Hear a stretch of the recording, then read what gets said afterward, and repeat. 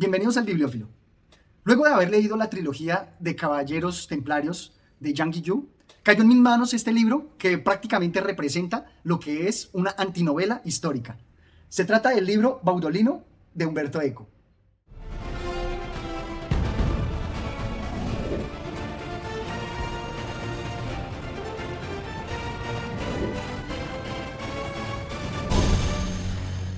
Este libro cayó en mis manos como por ensalmo y fue bastante lúdica su lectura. Como les decía, luego de la pesadez que puede dejar una novela histórica como la de Zhang Guiyu, tan rígida y ceñida a la historia, pues esta obra resultó bastante lúdica, entretenida y refrescante. Y es porque esta obra, a pesar de que nos habla de tantos temas, como son reyes magos, cannabis, de Hipatía, personajes históricos, hombres, mujeres, a profundidad como Barbarroja, Aladino, amor, temas de espías, temas de amistad e inclusive algo así similar a la Comunidad del Anillo, en donde se van reuniendo varios personajes musulmanes, judíos y cristianos, donde la trama va desarrollando temas de tradición y propiamente el desarrollo de un misterio con algo de investigación detectivesca, pues este libro resulta en conjunto muy entretenido, muy bien logrado.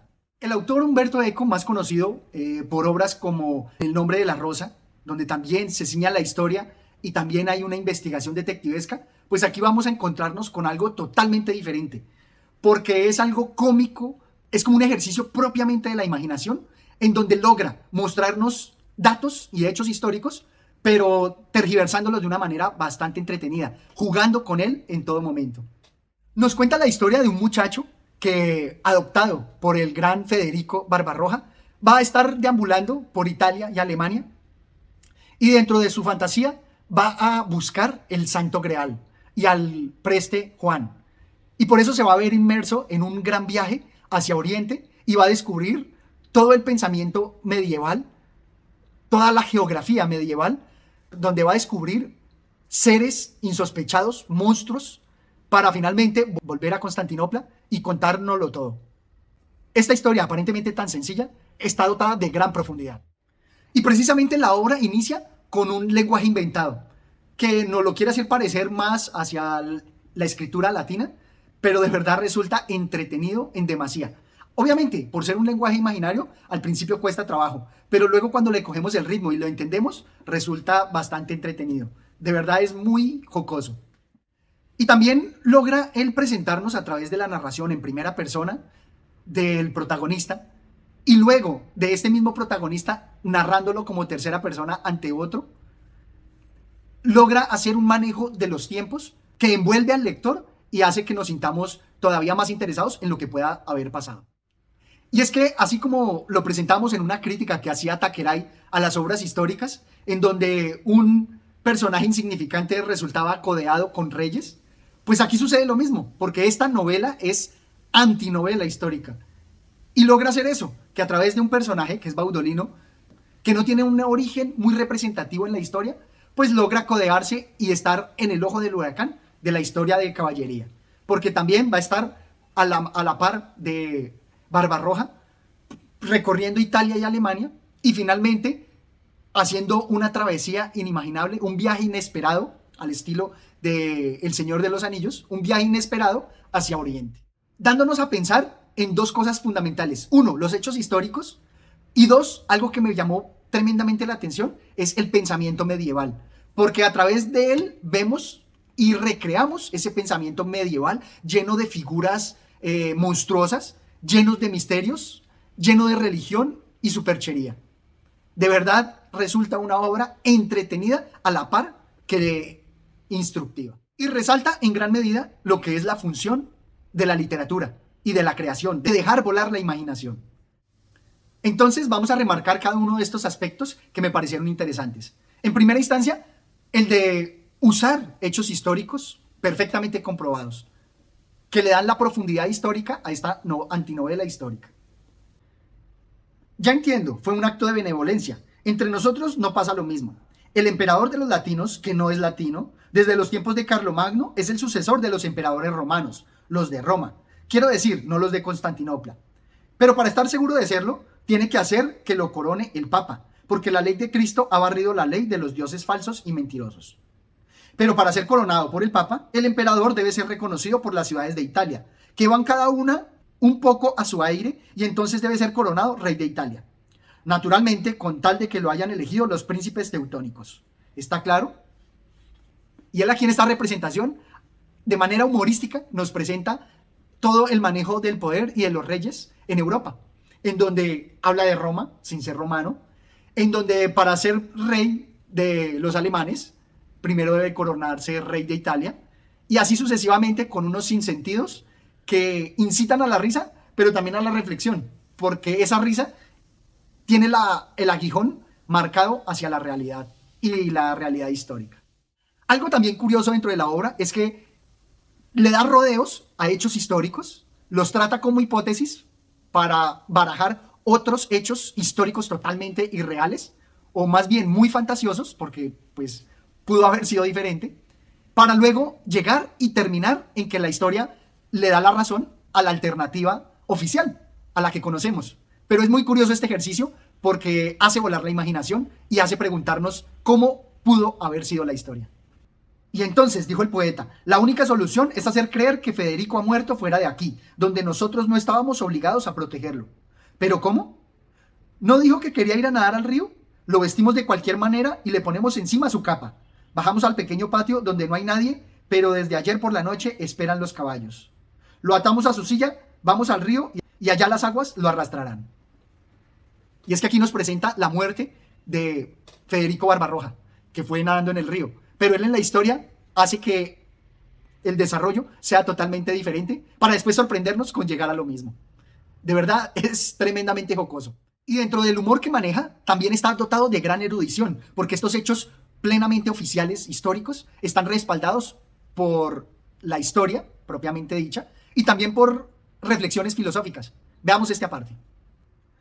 Como el hombre prudentísimo que era, se atenía a lo que había dicho San Agustín, que a lo mejor tenían razón los filósofos paganos y la tierra era redonda, y la Biblia había hablado de tabernáculo de manera figurada. Pero el hecho de saber cómo era no ayudaba a resolver el único problema serio de todo buen cristiano, es decir, cómo salvar el alma. Por lo que dedicarle, aunque solo fuera media hora, a rumiar sobre la forma de la tierra, era tiempo perdido. Y aquí nos juega con el pensamiento de la época, con un personaje filosófico e histórico como San Agustín, y asimismo con el desarrollo que él nos quiere mostrar, en donde las preocupaciones en la época medieval eran sobre si la tierra era plana o redonda, donde estaba ese dilema, y también donde las preocupaciones por los cristianos y el buen vivir estaba latente. También nos resalta todos los aspectos figurados de la fantasía. Veamos estos. Porque Raewyn no tiene fantasía, solo puede contar lo que ha visto, y a veces ni siquiera, porque no entiende lo que ha visto. Tú, en cambio, puedes imaginar lo que no has visto. Y de resalto este hecho porque aquí en este diálogo nos está hablando de las narraciones. Y aquí resalto lo de la fantasía, porque todos los arqueólogos que se figuran cómo pudieron haber sido los dinosaurios, tuvieron que haber recurrido a su fantasía. No es solamente lo material, no es solamente lo erudito, los hechos y los restos que deja la historia. También hay algo de interpretación, así como lo vimos en ¿Qué es la historia?, de Edward Carr. Y resalto aquí porque, así mismo lo decía Einstein, puedes enredarte en los innumerables hechos que se presentan, pero solo la imaginación te va a permitir entenderlos y, ¿por qué no?, reinterpretarlos. ¿Quién lo resalta? Indudablemente en este pasaje. No es necesario haber estado en un sitio para saberlo todo sobre él, respondía Abdul. Si no, los marineros serían más sabios que los teólogos. Y aquí en estas sencillas palabras está dándole vuelta a todo el conocimiento humano. Así como Einstein hablaba de la imaginación, aquí nos habla de cómo lograr crear o visitar lugares con el poder de la imaginación. Un ejemplo literario está en Drácula, que Bram Stoker lo describió sin ni siquiera haber pisado Transilvania, solamente evocando hechos de su imaginación y consultando libros. Y es que me parece que Umberto Eco le da bastante poder y fuerza a lo que es la literatura. Por eso nos remarca algo relacionado con el libro La verdad de las mentiras de Mario Vargas Llosa, donde importa mucho la estructura, importa mucho que a pesar de que se den cosas falsas, lograr estructurarlas de tal manera que queden dentro de la misma historia, unidas orgánicamente y como creíbles dentro de la lógica misma de la obra. Entonces voy a resaltar aquí todos estos aspectos de la mentira, de la verdad y de la estructura. Veámoslo acá. A lo mejor un día se te ocurre escribir historias. También tendrás que mentir e inventar historias. Si no, tu historia se volverá monótona. Pero tendrás que hacerlo con moderación. El mundo condena a los mentirosos que no hacen más que mentir, también sobre lo ínfimo, y premia a los profetas que mienten solo sobre lo excelso. Estas palabras y el juego de palabras que hace con esta historia. No es historia, es una historia, para remarcar que es diferente. Y aquí implícitamente está remarcado la crítica de la verosimilitud en la literatura. Y dentro de su preocupación literaria, aquí encontramos este pasaje. No mintió, es más, dijo que aquellas cartas las enseñaba precisamente porque eran un parto de su fantasía. Pero los otros dos creyeron que precisamente, y solo en este caso, mentía. Y aún más, envidiaban su suerte. Porque el personaje aquí nos presenta unas cartas que él inventó, pero los demás las toman por ciertas. ¿Y cuántas cosas no pueden darse así en la vida real? Así como nos lo muestra Luigi Pirandello, la realidad muchas veces supera en locura y en absurdo a la literatura. Y por eso el autor nos presenta este goce del creador, este goce del autor que puede dejar volar su imaginación y crear cosas fantásticas. No pretendo parecer humilde, me gusta hacer que sucedan las cosas y ser el único en saber que son obra mía. Me recuerda de verdad la emoción que pudo haber sentido Luigi Pirandello con el difunto Matías Pascal. Y es que precisamente el autor logra reunir hechos históricos y fantasía de una manera bastante lógica, bastante profunda. Y veámoslo aquí en este aspecto donde casi que puede llegar a empatar la realidad. Luego supe, le decía Baudolino Anicetas, que Raewin había escrito a un doctor parisino que conocía, rogándole que solicitara aquellos manuscritos a los victorinos, los cuales obviamente no encontraron rastro de ellos. Acusaron a su bibliotecario de descuido y el pobrecillo venga a jurar que no los había visto jamás. Me imagino que al final algún canónigo, para arreglar el asunto, escribiría de verdad esos libros, y espero que algún día alguien los encuentre. Y es que me parece muy jocosa porque puede ser que muchos libros que creemos perdidos son solamente una referencia literaria, fantástica y fantasiosa que algún otro escritor ideó. O también puede ser que resulte así, porque como se perdieron, nunca vamos a saber de qué trataban y solamente nos queda dejar volar con nuestra imaginación ese título a qué se refiere. Y es porque la literatura también llama a una necesidad del ser humano, a una necesidad humana por la ilusión, por lograr desarrollar sus facultades mentales. Veámoslo acá. Sí, la visión era una ilusión, pero lo que sentía dentro de mí ya no lo era. Era deseo verdadero. El deseo, cuando lo experimentas, no es una ilusión, existe, pero era el deseo de una ilusión. Esto es ser bibliófilo, emocionarnos por esas ilusiones, por esas quimeras y por esas mariposas amarillas que los autores crean para los lectores. Ilusiones que muchas veces pueden llegar a convertirse en realidad. Veamos esta. Pero una reliquia, para ser verdadera, ¿debía remontarse realmente al santo o al acontecimiento del que formaba parte? No, sin duda. Muchas reliquias que se conservan aquí en Constantinopla son de origen dudosísimo, pero el fiel que las besa siente emanar de ellas aromas sobrenaturales. Es la fe la que las hace verdaderas, no las reliquias las que hacen verdadera a la fe. Y así nos muestra como una crítica a la religión, pero también no deja de ser eso, un libro donde aboga porque nosotros como lectores le demos el valor y confiemos ciegamente y como con fe en lo que él nos cuenta para disfrutar de la obra literaria. Y es que el autor, a lo largo de la historia, nos va remarcando la importancia de los libros y de la fantasía.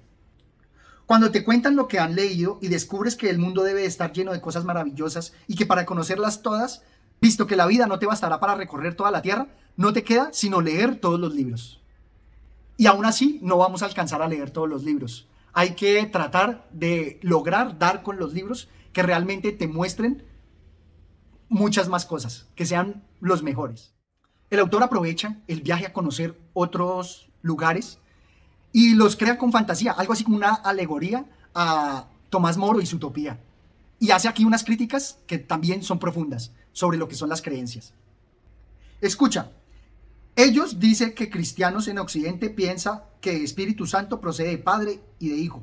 Ellos protestan y dicen que este de Hijo está puesto después. Y en el credo de Constantinopla no dice eso. Espíritu Santo procede solo de Padre. Ellos piensan contrario que Pigmeos. Pigmeos dice que Espíritu Santo procede solo de Hijo y no de Padre. Panosios odia ante todo Pigmeos. Amigos, dijo Baudolino dirigiéndose a sus compañeros, me parece evidente que las distintas razas que existen en esta provincia no dan importancia alguna a sus diferencias de cuerpo, de color, de forma como hacemos nosotros, que incluso al ver a un enano lo juzgamos un error de la naturaleza. Y en cambio, como por otra parte muchos de nuestros sabios le dan mucha importancia a las diferencias de ideas sobre la naturaleza de Cristo. Y es que remarca aquí una crítica a la pluralidad, donde muchas veces se destacan diferencias físicas, que no está bien, para discriminar, y también ideas, que tampoco está bien en criticarlas, porque todas las ideas deberían dar cabida en este vasto mundo que nos permite disfrutar de ellas. Finalmente, la historia se cierra y nos dice, ¿es una historia completamente suya y además está seguro de que es verdadera? No, todo lo que sé lo he sabido de él, como de él he sabido que era un mentiroso. Y aquí nos remarca el hecho de ser la antinovela histórica. Sí, lo sé, no es la verdad, pero en una gran historia se pueden alterar pequeñas verdades para que resalte la verdad más grande. Increíble, ¿no? Y termina así. No te creas el único autor de historias de este mundo. Antes o después alguien más mentiroso que Baudolino la contará. Resulta de verdad una historia que modifica esas cositas y resulta ser bastante evocadora y resulta ser también bastante lúdica, porque con el juego nos enseña. Esto es todo cuanto tenía por compartir con ustedes. Espero se suscriban al canal y dejen sus comentarios. Gracias.